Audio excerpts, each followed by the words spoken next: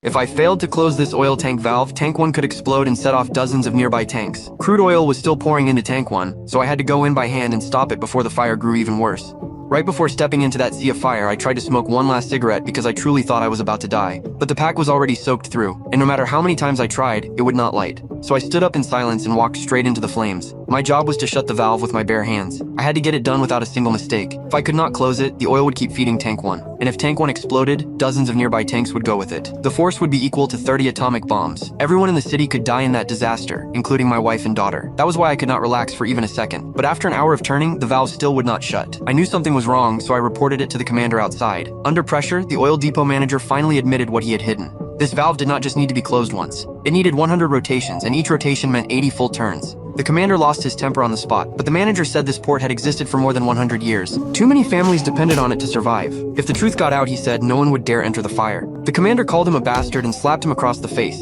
saying he understood nothing about firefighters. That meant one valve alone took 8,000 turns. And with 4 valves, the real number was more than 30,000. In conditions like ours, it already sounded impossible. Even under normal conditions, it would have been almost impossible. When I heard the truth, I went silent for a moment, then kept turning anyway. The long fight wore me and my teammates down little by little. Our oxygen tanks were already empty. The heat was so brutal that even breathing hurt. I still managed to shut down 2 valves, but by then the fire had become even more violent. Once we realized outside support could no longer reach us, we headed for the last 2 valves on the other side.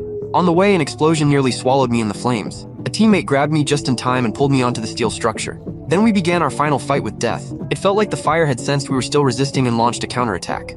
Seeing that, the deputy captain pulled out his phone and began recording our final messages. I was exhausted.